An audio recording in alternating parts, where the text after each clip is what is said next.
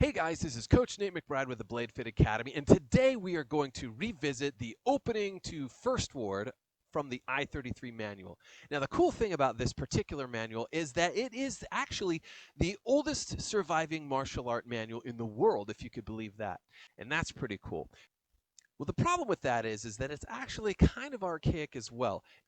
Lots of really knowledgeable people have different opinions about certain actions in I-33. But the cool thing about that is that there's a lot of brain power that goes into it, and it's really fun to compare notes on what people think is happening in the manual itself. Well, with that in mind, I wanted to revisit the opening actions to First Ward in I-33. It was I hold the buckler out like this, I have the sword up against my inner elbow like this. I have my buckler foot forward, and I come under the buckler to longboard like so. This is not wrong, but it is only one interpretation. A lot of people understand the opening action to First Ward like this. You have your sword foot forward, you have your buckler foot back. The buckler is here, but the sword arm is actually down by your belt. And what they do is you step offline like this, and the sword comes up and over. And as that happens, the buckler goes like so in the bind, right? Let me do that in real-time action. Actually, I'm going to show it like this, right? I take my step, I come like this, and I end up like that. Now I'll do it in real time. I'm here like this, like so. Okay. This is also not wrong. Both of these are correct. So the way that we could describe it is not that the opening actions of First Ward is just one static thing. It is really just the beginning of, it is really just angles of attack starting from this position. So from First Ward, I can start, of course, from here as I described it at first, coming in and holding, mastering the center line and coming in longboard, right? Or I can come up and over and find center if I wanted to. I can come like this and find center, come up like this and find center. All these things I can do from First Ward. And we can also apply this to all the other wards, and it all still makes sense because it's really angles of attack, not a specific dogmatic thing that only this is that. And that's important because we know that buckler was a training shield for the larger shields, namely heater shield. And so let's apply that principle to the shield really quick.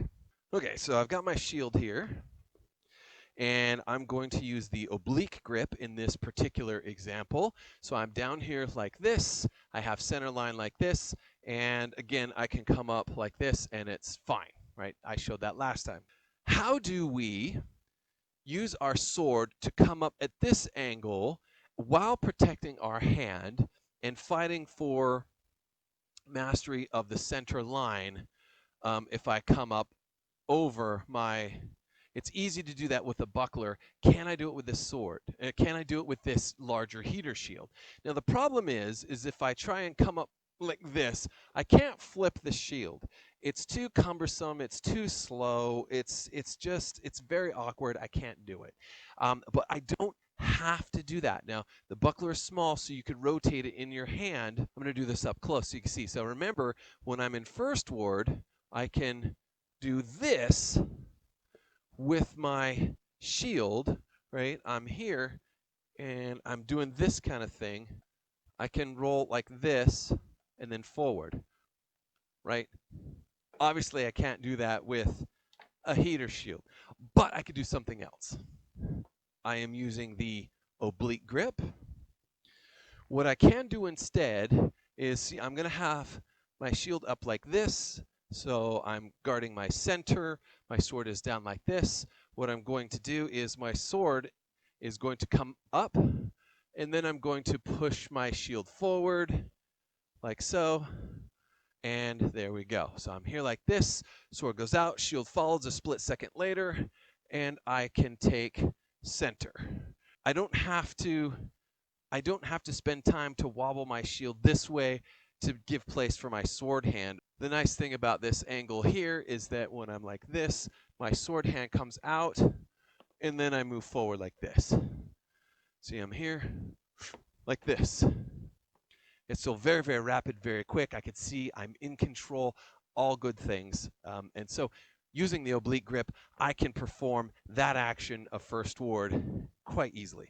Now let's show center grip really quick. So center grip is going to be different, right? I'm going to hold center like this, and what I'm going to do is I'm just going to do this kind of thing. I'm going to pop this up like so, and then cover. Right, so I'm here, sword comes up like this, and I cover.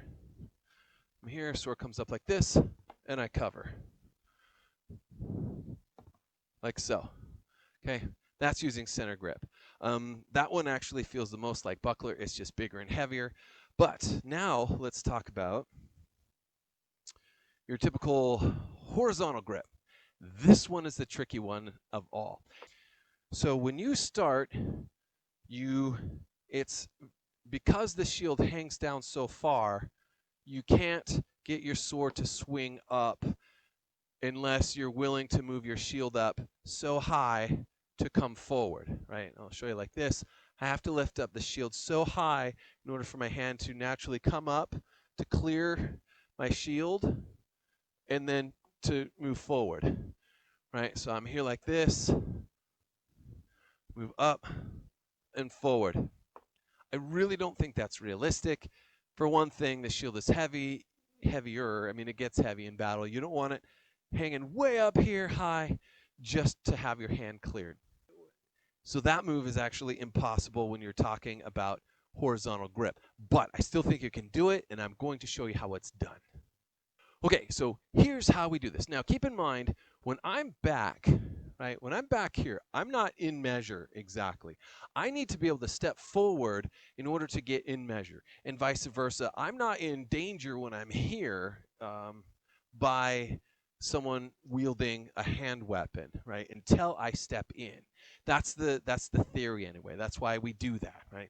And so I can actually have my hand on the outside of my shield resting down here because I'm not in measure, right? Not until I take my step forward. Now, as I take my step forward, I engage my hand, and then at that moment when I clash, here I am. Now my hand is safely hidden behind my shield.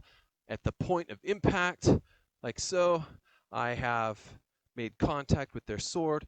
My hand is safely behind the shield. My center is covered with my shield. I didn't expend a lot of unnecessary movement or energy with my shield in that manner. What I gave up was my hand being on the outside of my shield while I'm out of measure, right?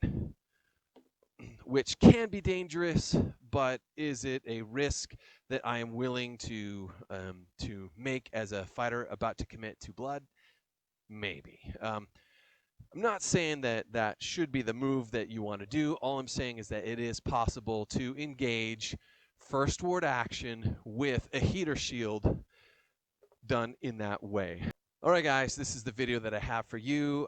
Share, like, subscribe, all that good stuff if you find this video valuable. I'm trying to get to 1,000 subs. If we get to 1,000 subs, it's going to be because you helped me out, guys. And the reason why we need 1,000 subs is because I plan to do live fights, live video instructions, all that good stuff on the YouTube platforms. I can't do that alone, guys. I need you to help me out and help us get that extra 70 or so subs that we need to make this a reality. So if that's something you're interested in, give this video a share. Yes. So this is the part where I say to slay your demons. And I will catch you on the next video.